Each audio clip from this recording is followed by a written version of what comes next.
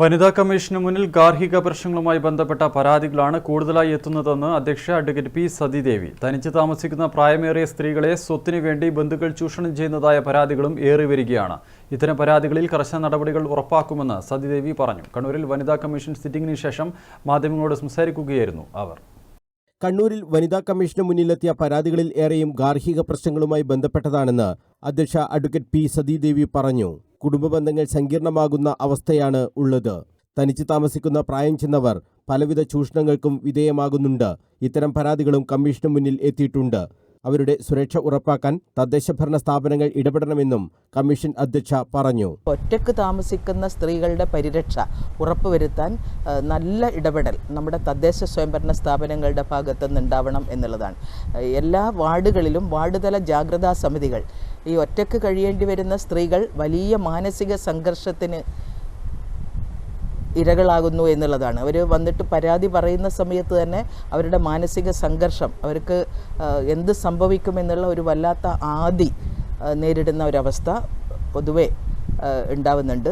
തൊഴിലിടങ്ങളിൽ വലിയ ചൂഷണം സ്ത്രീകൾ നേരിടുന്നുണ്ട്. പ്രത്യേകിച്ച് വിദ്യാഭ്യാസ മേഖലയിൽ എയ്ഡഡ് സ്കൂളിൽ പോലും കൃത്യമായ മാനദണ്ഡമില്ലാതെ നിയമനങ്ങൾ നൽകി ചൂഷണം ചെയ്യുന്ന സംഭവങ്ങൾ ഉണ്ടെന്നും കമ്മീഷൻ അധ്യക്ഷ പറഞ്ഞു.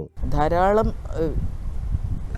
ബിരുദാനന്തര ബിരുദവും അധ്യാപക ട്രെയിനിങ്ങും ഒക്കെ കഴിഞ്ഞിട്ടുള്ള സ്ത്രീകളെ ഒരു മാനദണ്ഡവും പാലിക്കാതെ എയ്ഡഡ് വിദ്യാഭ്യാസ സ്ഥാപനങ്ങളിൽ, അൺഎയ്ഡഡ് അല്ല, എയ്ഡഡ് വിദ്യാഭ്യാസ സ്ഥാപനങ്ങൾക്കകത്ത് തന്നെ മാനദണ്ഡങ്ങൾക്ക് വിരുദ്ധമായിട്ട് അവരെ നിയമിക്കുകയാണ്. ഇത് താൽക്കാലികമായിട്ടുള്ള നിയമനമാണെങ്കിൽ പോലും അത് ഡെയിലി വേജസ് എന്ന് പറഞ്ഞിട്ടല്ല. അപ്പോൾ ഈ നിയമനത്തിന് അംഗീകാരം കിട്ടുമെന്നുള്ള പ്രതീക്ഷയിൽ ഓരോ വിദ്യാലയത്തിലും ഒന്നോ രണ്ടോ കേസുകൾ ഇന്നിപ്പോൾ വന്നിട്ടുള്ള ഒരുപാട് സ്ത്രീകൾ ഈ നിയമനം കാത്തുകൊണ്ട് നിൽക്കേണ്ടി വരുന്നു എന്നുള്ളതാണ്. അപ്പോൾ കർശനമായിട്ടുള്ള ഇടപെടൽ വിദ്യാഭ്യാസ വകുപ്പിൻ്റെ ഭാഗത്തുനിന്ന് ഈ കാര്യത്തിൽ ഉണ്ടാവേണ്ടതായിട്ടുണ്ട്. അൺഎയ്ഡഡ് സ്കൂളുകളിൽ മാനദണ്ഡങ്ങൾക്ക് വിരുദ്ധമായി പിരിച്ചുവിടൽ നടക്കുന്നുണ്ട്. ഇത്തരം പരാതികളിലെല്ലാം തന്നെ കർശനമായ നടപടികൾ കമ്മീഷൻ സ്വീകരിക്കുമെന്നും അഡ്വക്കേറ്റ് പി സതീദേവി പറഞ്ഞു. കണ്ണൂരിൽ 51 പരാതികളാണ് പരിഗണിച്ചത്.